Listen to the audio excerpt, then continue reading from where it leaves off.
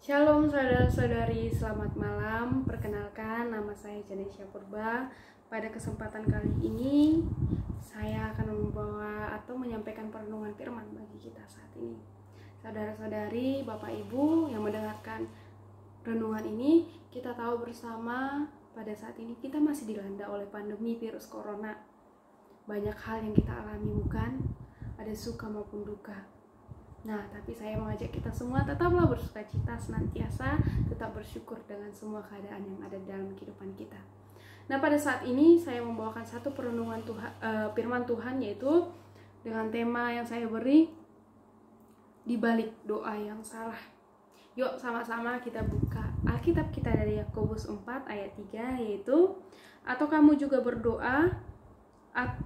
berdoa juga, tetapi kamu tidak menerima apa-apa karena kamu salah berdoa, sebab yang kamu minta itu hendak kamu habiskan untuk memuaskan hawa nafsumu. Nah, saudara-saudari, jelas bukan ketika kita salah berdoa, apa yang kita minta yaitu untuk memuaskan hawa nafsu kita. Pada saat itu, si penulis yaitu Yakobus sendiri memberitahu kepada jemaat saat itu dan kita sekarang ini bahwa di dalam doa pun ada doa yang salah. Lantas doa yang salah seperti apa? Di balik doa yang salah itu apa? Adanya tujuan dan motivasi yang salah, yaitu untuk kepuasan diri sendiri. Inilah yang menyebabkan doa-doa itu tidak terjawab, bukan? Nah, tujuan dan motivasi yang salah ini tidak untuk menyenangkan hati Tuhan, tidak sesuai dengan kehendak hati Tuhan, maka seorang itu mengakibatkan dia tidak taat kepada Tuhan dan dia melakukan dosa. Dia hanya mementingkan diri sendiri. Nah, jika tadi di balik doa yang salah ada motivasi dan tujuan yang salah, maka pada saat ini saya memberikan 3 poin untuk kita semua. Bagaimana cara berdoa yang benar? Ketika kita berdoa yang benar, pertama yaitu datang kepadanya dengan memohon pengampunan. Kita sama-sama dapat membaca dalam kitab 1 Yohanes 1 ayat 9. Saya akan membacanya kepada kita semua. Jika kita mengaku dosa kita, maka Ia setia dan adil sehingga Ia akan mengampuni segala dosa kita dan menyucikan kita dari segala kejahatan. Ketika kita datang kepadanya dengan memohon pengampunan, Dia yang setia dan adil mengampuni kita. Jadi hendaklah kita datang kepadanya dengan memohon pengampunan, karena kita tahu penghalang berkat kita adalah dosa-dosa kita. Seperti dalam kitab Yesaya berkata, tangan Tuhan tidak kurang panjang, telinganya tidak kurang tajam untuk mendengar. Tapi yang penghalang apa? Dosa-dosa kita. Maka marilah datang kepada Tuhan dengan memohon pengampunan, karena itulah yang berkenan di hadapan Tuhan. Selanjutnya apa, saudara-saudari?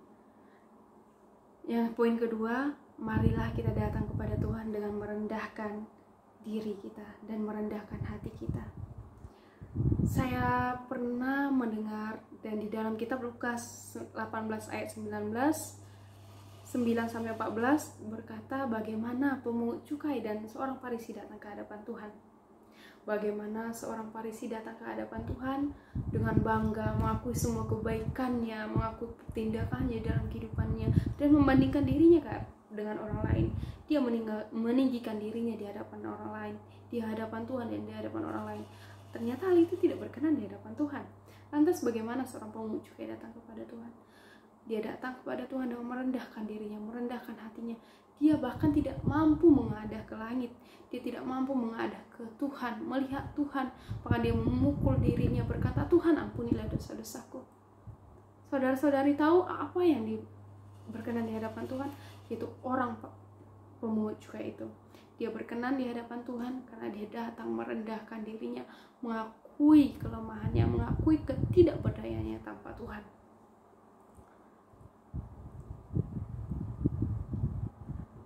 Ketika kita datang kepada Tuhan dengan merendahkan hati dan merendahkan diri kita, maka nama Tuhan lah yang dipermuliakan.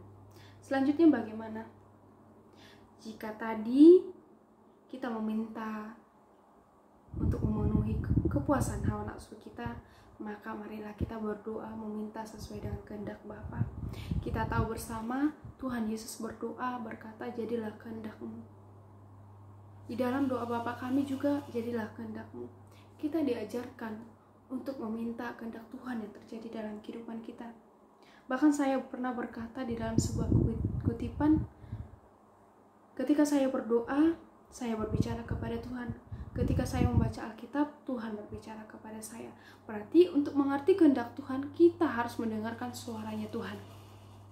Nah, kesimpulannya untuk kita, marilah kita datang kepada Tuhan dengan merendahkan diri kita, mengakui kesalahan kita, ketidakberdayaan kita, dan memohon ampun kepadanya. Biarlah kehendak Tuhan yang terjadi dalam kehidupan kita. Karena apa? Karena kehendak Tuhan, keputusan Tuhan itu yang terbaik dan sangat baik dalam kehidupan kita, saudara-saudari.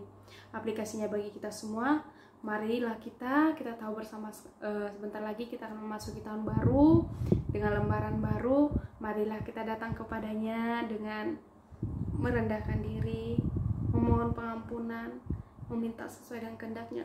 Mungkin di tahun ini doa-doa kita belum dijawab dengan alasan, dengan hal-hal yang memang tidak pernah kita pikirkan. Tapi percayalah saudara-saudari, di tahun depan Tuhan sudah punya rencana-rancangan indah bagi saudara-saudari. Marilah kita datang kepada Tuhan, mengakui bahwa Dialah berdaulat dalam kehidupan kita. Jangan biarkan kita jatuh dalam kesalahan yang sama. Jika kita berdoa dulunya untuk kepuasan diri kita sendiri, maka pada saat ini saya mengingatkan kita, untuk saya sendiri dan untuk saudara-saudari, marilah kita datang kepadanya